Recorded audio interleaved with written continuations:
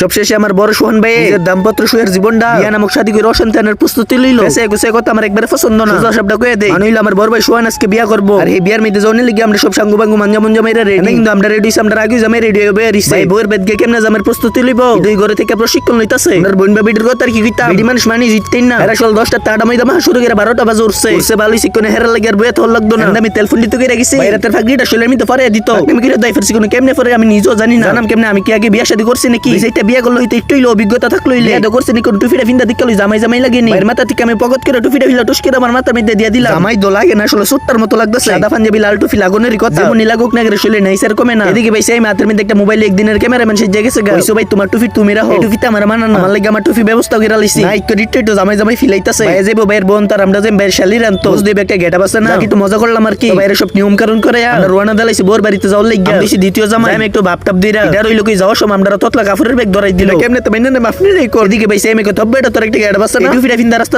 তের কি একটা যা দেখবি মেনছো তোরই জামাই কইবো। কাহিনী দেখে আমরা কাহা বাইক নেহারা তো আসতাছে। এই মারে তুই আর ভালো হইলি না। দেখতে দেখতে আমরা একটা রাস্তার মধ্যে ফিরছি, আইসিফারে ভাই প্রাইভেট যানবাহন উঠতে গেছে গা। ওই যে সাইমার অবস্থা দেখে যে মিলি ভিডিও করতেছে, বাংলাদেশের মধ্যে শ্রেষ্ঠ ক্যামেরাম্যান হিসেবে হেরে দেয় অ্যাওয়ার্ড দউছি। আরে ভাই করতে থাক, একদিন সকালে ঘুমাতে কইতে দেখবি তোর স্বপ্ন পূরণ হয়ে গেছে গা। আচ্ছা কেন কিন্তু আমরা বোর ভাই 3টা হাইজ জামার একটা প্রাইভেট কার জাম ভাই হুট করে বিয়া শাদী করতেছে, লাগে একটু শর্টকাট হয়ে গেছে আর কি। আমরা তো গন্তব্যস্থানে যাওয়ার লাগে যানবাহন উঠতে গেলাম গা। একটা ফিরছি মাইকা চিপা এন্ড মানুষ আমরা ফেলাইছি মাইসকানো কাদায় কুদা জায়গা। আমরা ফিরছি কোম্পানি কুছ গ্যাস পাম্পের সামনে, এমনি দাম দৌড়নের আগে জামাই এবে রিছে আইছে ভালো কথা। আবার এতলা মানুষের সামনে কেমনে নাস্তাছে দেখছেন নি, এটার জামাই কইবে নাকি সিনেমা নাই কইবে কোনই বুঝতাছি না। কি ভাই তোমার অনুভূতি কি? ভাই কোন অনুভূতি আর মুহে বিলে প্রকাশ করা যাইত না, এটা 3 বছরের পূর্ণতা। আমি দোষী তো লাগবো। কোম্পানি গোস থেকে আমরা ফিরছি বোর বাড়ি গেটের সামনে, এদিকে আমরা জোর জবরদস্তি করে চান্দা তুলইব। বাইরে কিন্তু চেয়ার মধ্যে বই দিছি, ওয়ানের পর আমরা আধা ঘন্টার মতো সাফা টাফা বাইরিছি, এরপরে কোনো লাভ হইছে না। সবশেষে এক ফুজাটিয়া দিয়ে আমরা জামাই রেলে ভিতরে ঢুকলাম। বিকে প্রথমে ফিরছি আমরা হাওয়া দরকার যে শেরা নিতাম, আতলাফত জার্নি করে এসে আগে হায়াল এরপরে যাওয়া রইব। হাওয়া দাও করে ফিরছি আমার বোন বাবিহার লগে সাক্ষাৎ করতে, কিন্তু ফাইলে আমি করে ফিরছি জামাইয়ের কাছে। হাওয়া দেওয়ার পর আদওয়ানের সময় এক বিশাল কাহিনী হয়ে গেছে। কাহিনীটা কইলে শরম শরম লেগের কইতাম না। এর মাঝখানে কিন্তু আমরা বিয়ার কাজ শেষ হয়ে গেছে। এখন জামাই বউয়ের এক লগে মিষ্টি মুখ করাইবো, এর মুখ দিকে বোঝা যাইতাছে, ওর দিকে বাইরের মনে মনে লাড্ডু ফুটতাছে।